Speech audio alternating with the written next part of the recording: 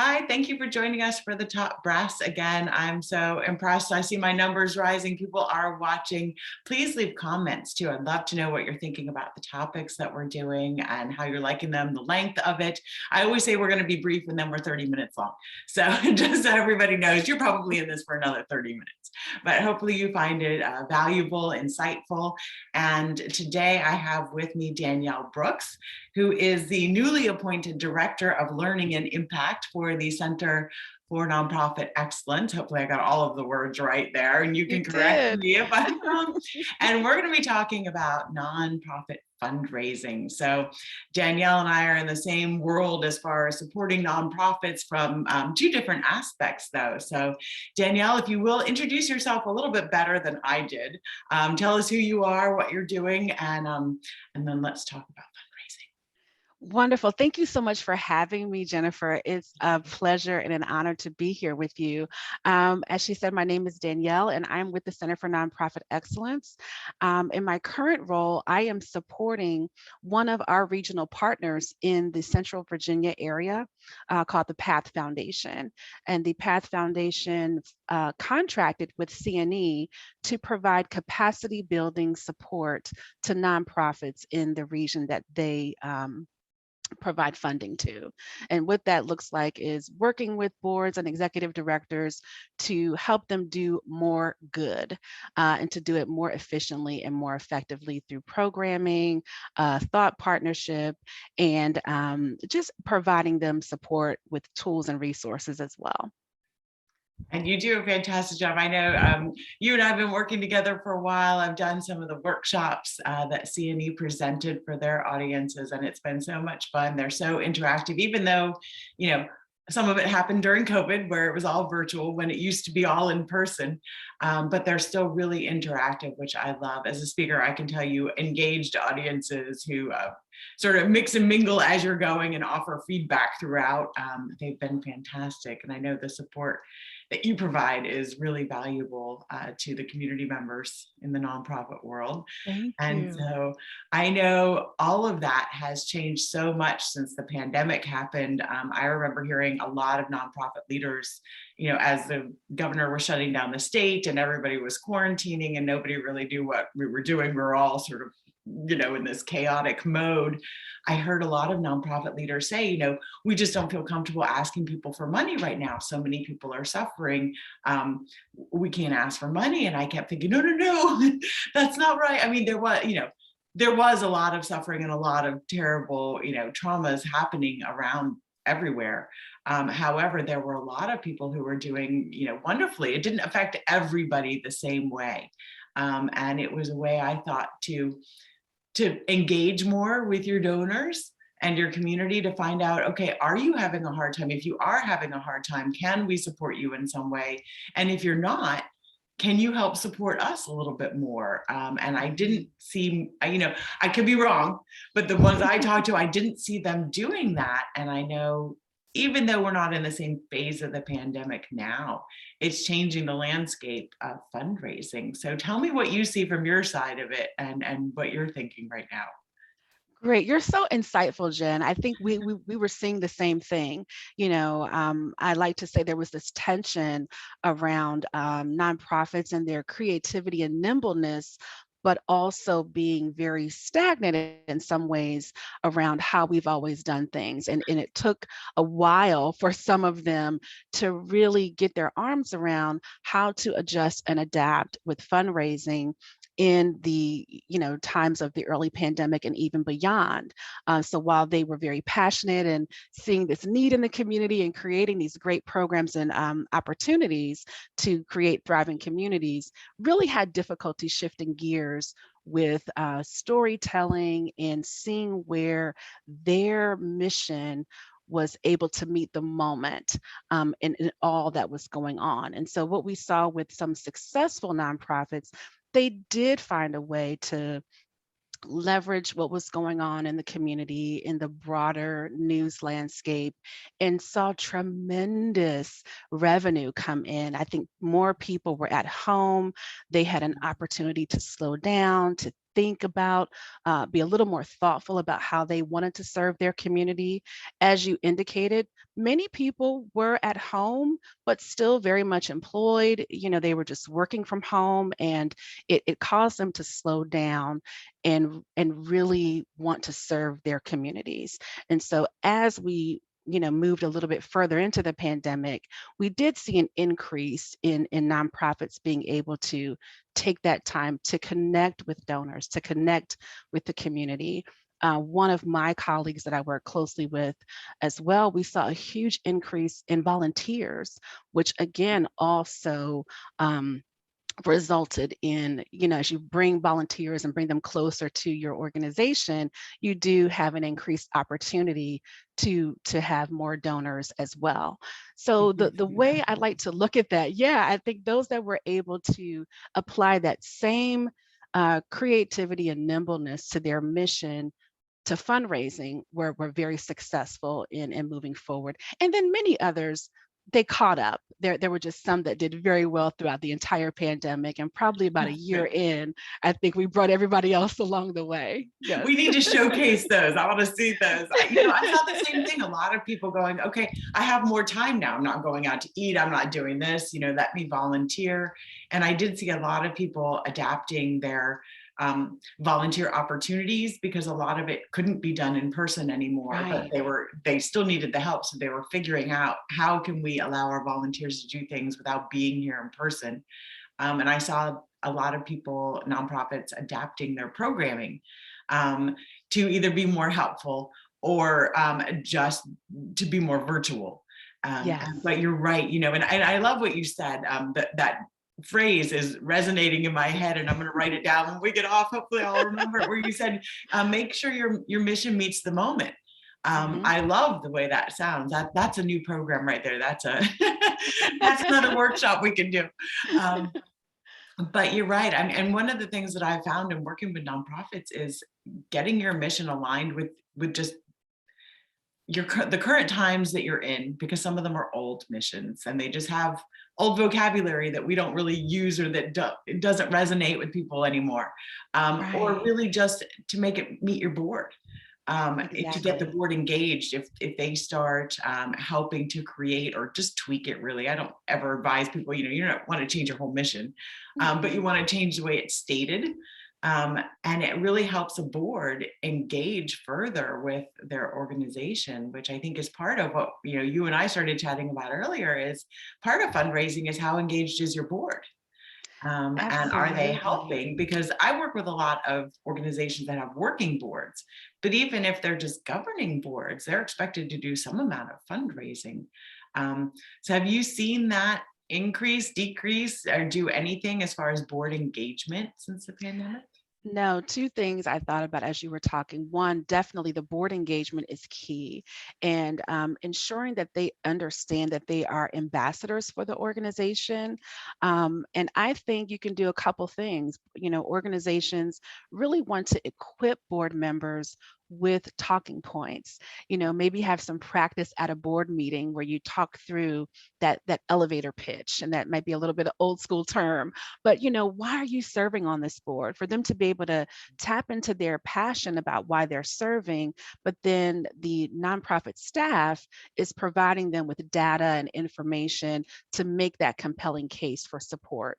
You want to engage your boards around donor cultivation and really thinking about their network and who we might want to invite closer to the organization, um, before we just go out for a hard ask.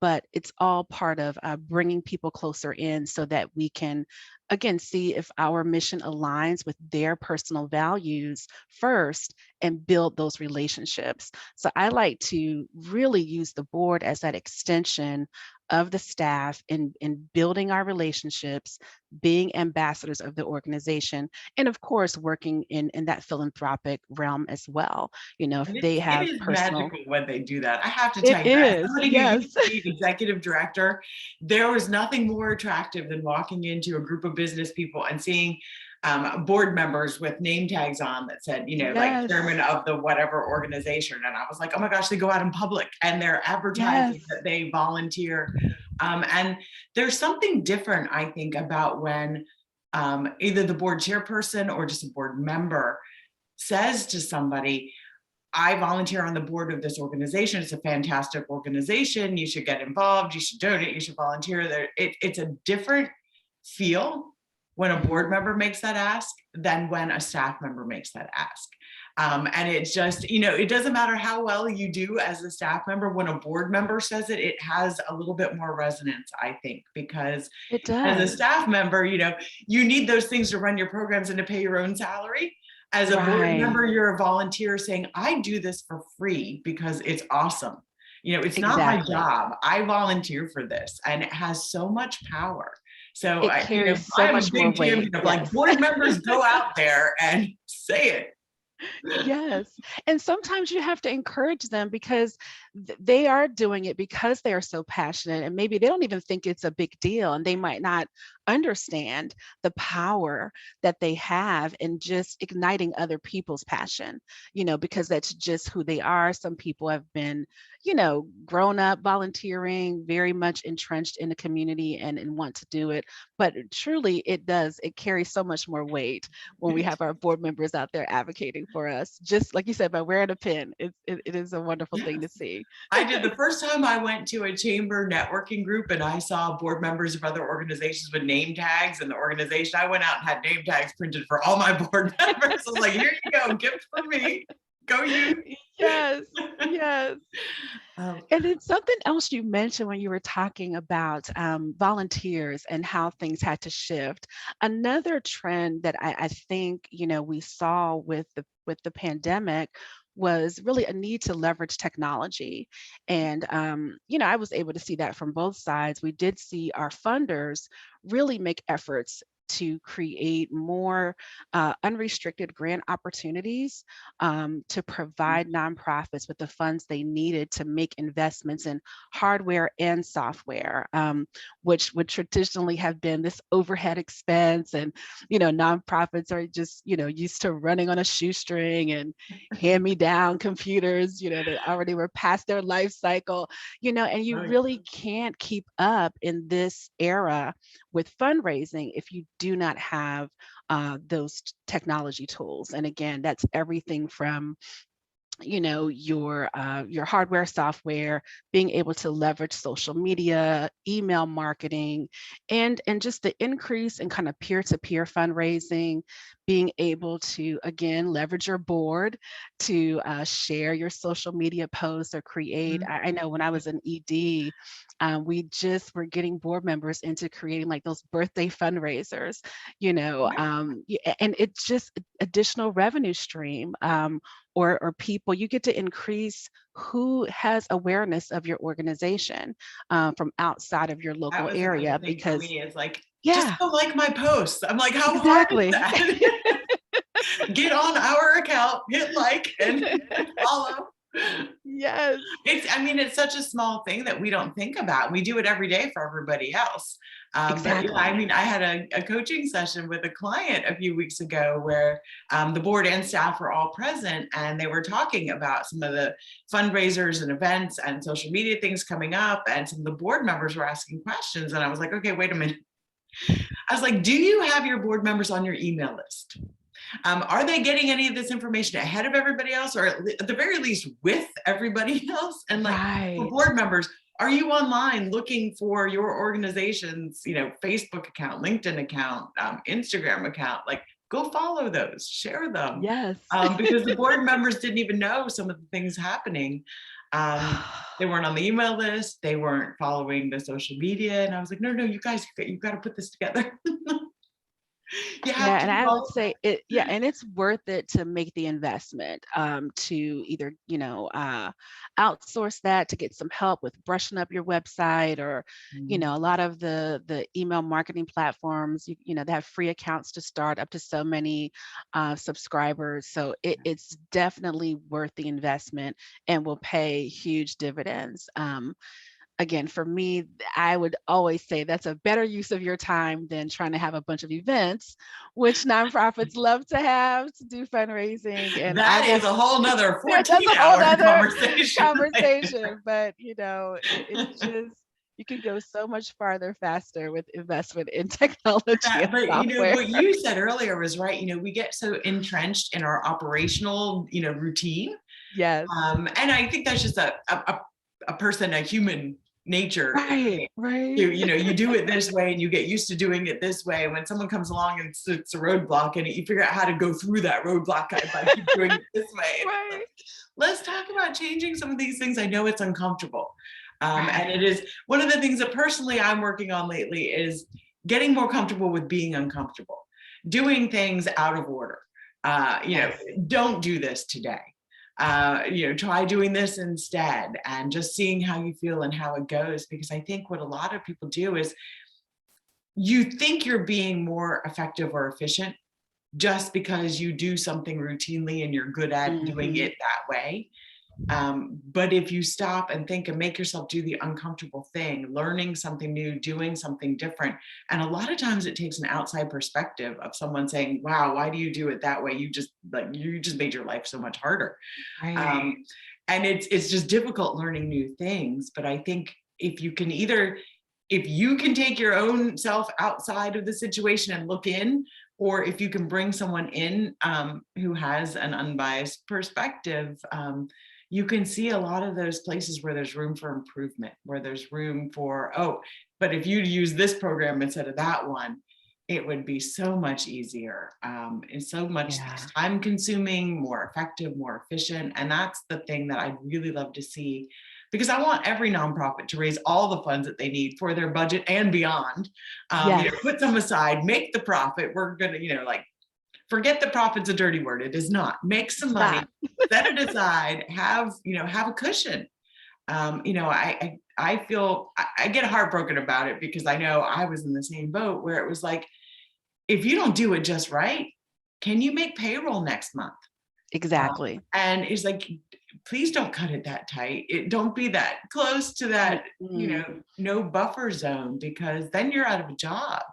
And then, Right. your organization is out of a mission and your community is out of whatever issue you're helping to solve.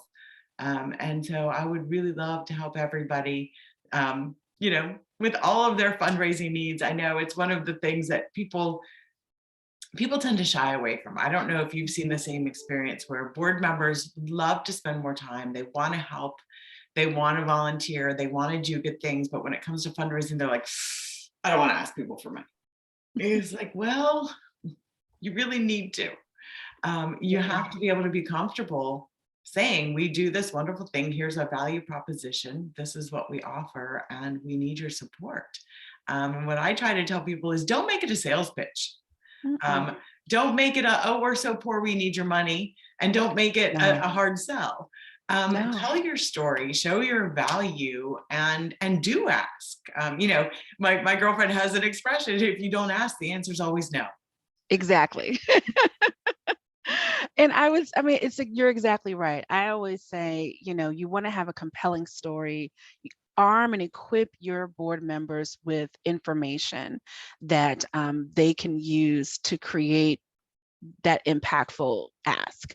I think it can be scary if, again, if it's framed in, we just need this, like this very scarcity mindset of like, we're going to close Please let tomorrow, me make if we don't payroll. have, yes, then you have, your savvy investors, donors, that are wondering if this is a good use of their money. This is their hard-earned money that they want to be able to invest in a thriving and healthy nonprofit that's going to be sustainable.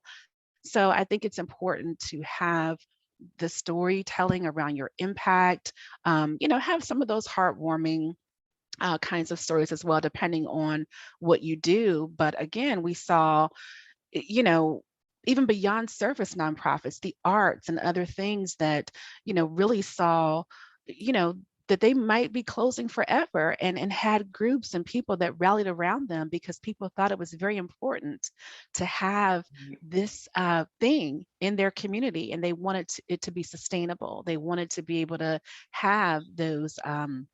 places for people to go and have recreation in the future. So never shy away, but arm the board with the information to make the case for your story. And the last two things I think I'll talk about are about relationship building in general. I think that's the bedrock of everything.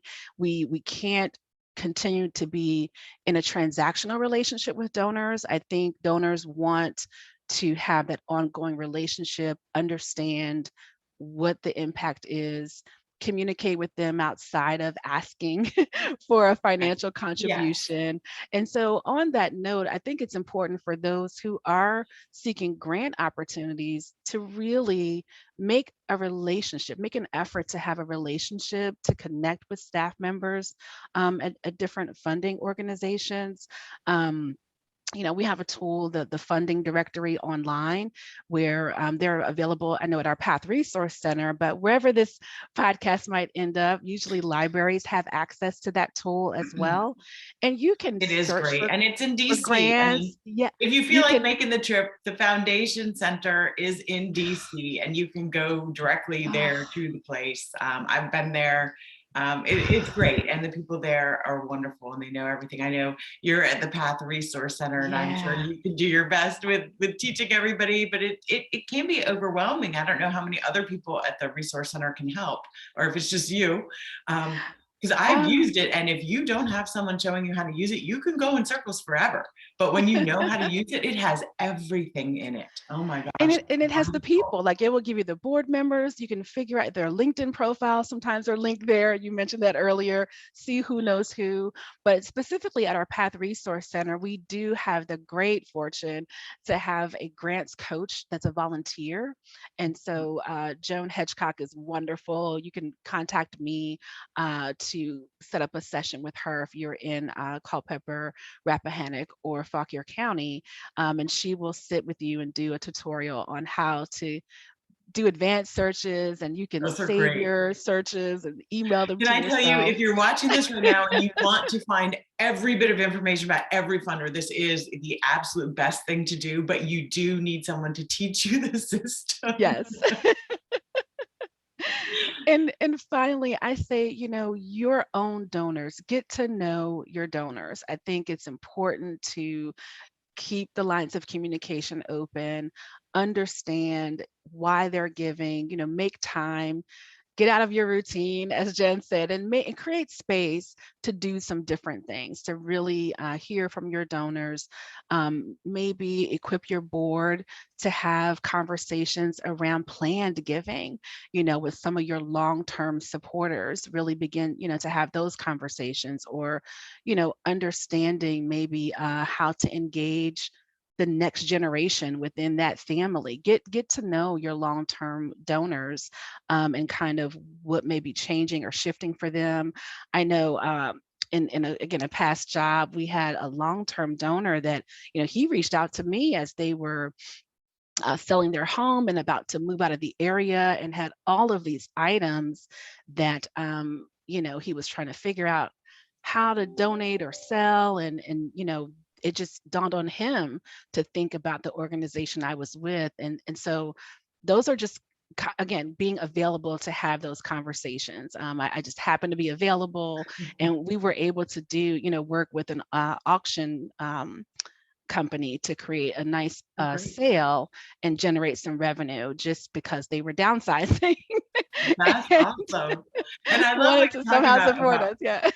I love how you're talking about relationships too, because I don't know if you saw it, but the last Top Brass episode that I posted was with Kristen Duick, who is with Oh, okay. Path Yes, Foundation, with and her. that was her top ask was like, if you're going to apply for a grant, start a relationship with the funder.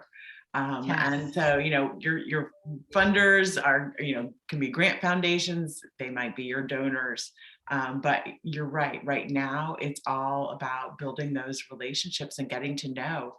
You always hear these stories about donors who they're asked to give $100 when they would easily give 5,000 if you Yes. knew them better and knew where they stood. Hmm. So you're asking, you may be asking the wrong people for the wrong amounts of money. Mhm. When if you got to know people better and knew how passionate they were about your organization, or maybe better about their financial status, you could make a more appropriate ask, or they might feel more comfortable just volunteering more money. But Mhm. not if they don't really know you, if all they see is a letter once or twice a year saying, Right. here's all the stuff we do and please send us money. So building Right. those relationships, I think you're right, is key. It's key to everything, and especially in the world we're in right now, where um, you were right at the very beginning of the conversation, bringing us back full circle, where people have slowed down. They've Mhm. started spending a lot more of their life at home and in their home and around their home, and seeing what's right there in their community, and Mhm. realizing the importance and the value of the things that are around them and wanting to support it. So get to know them. Yes. your neighbors, your community, they're all right there right now waiting. And so, I don't know, what do you consider the best way? I'm gonna let this be your closing thought, unless you have Okay. something else you wanted to say. What would be your number one recommendation for a nonprofit, either board or staff member, to begin cultivating a relationship with a donor? How do you first engage, to be more engaged? What is your first move? I think the first move is, if we're just talking about our current donors or reaching new donors, I would or both. let's say to engage more fully with a current donor. Oh, I think the first step is really scheduling a time just to connect with them. And now Zoom has made it easier. You don't have to get in the car if somebody's comfortable. I think most people are comfortable online. I think that that's the key. Setting up a coffee, setting up a one-on-one to get to know them. What would they like to see? Seek their feedback as you're thinking about your programs. Maybe survey your donors around certain questions and let that be part of how you are shaping what you're going to be doing. Why are they investing in your organization? So I think it's key to have that first conversation. And then maybe the second thing I would do, although I laughed about events, I think having Uh-oh. events with a purpose can Mm, be very beneficial. So if it's a matter of an open house, even a virtual open house, or some kind of event that it's bringing your donors a little bit closer inside, maybe to see what's going on, to create, a great story about how, what major impact happened last quarter or last year, inviting them into some kind of a special behind the scenes or a special open house, I I think like would be that. another great opportunity to continue that relationship building with them. You're just reminding me, I facilitated a virtual happy hour for a Oh, nonprofit group, wonderful. just so that the board members and the staff members could get to know each other a little bit more, because they only worked virtually, so most of Mhm. them hadn't met each other in person, but their meetings were all virtual work related. So they Mhm. didn't really know each other as people. And so I facilitated a happy hour for them. That was phenomenal, so much fun. So you could do that. Yes. Maybe your board and staff need to get to know each other better. Maybe you want to invite donors to Mhm. a virtual happy hour. That might be a fun event to have. That is, Mhm. don't, like Danielle said, don't make them fundraisers. Not every event you have is a fundraiser. It's not going to bring you money. Some of it is for awareness, relationship building. Yes. Um, don't count on them as fundraisers. So I think a virtual happy hour might be a great thing that would bring it Mhm. together. But also, if I can add to your recommendations, I think a survey to your donors, like you said, would be Mhm. good, with a line maybe at the bottom. Maybe your last question is, and if you'd like to be a member of a focus group, Right. please, leave your name and email address here, and then invite Mhm. a focus group to maybe a group coffee, to get Mhm. further feedback from people. How would you like to be more involved? What could we be doing that would be more valuable in our community? Absolutely. I think those are Yeah. really good ways to put that first foot forward, in Mhm. building the relationships that will also hopefully help you build your fundraising efforts, and maybe a little bit outside of your comfort zone. So, which is a good Maybe. thing. Let's be comfortable with Yes. being uncomfortable. Let's do it. Yes. Danielle, I want to thank you so much. It's always a pleasure chatting with you. I love having you Me. here. And thank you for all of your insights. I'm going to wrap it up right now and say thank you for watching The Top Brass. Hopefully you subscribe to the YouTube channel. There's an email list as well through MailChimp that you can sign up for. And I hope we'll see you again here soon. Thanks. Bye, everyone.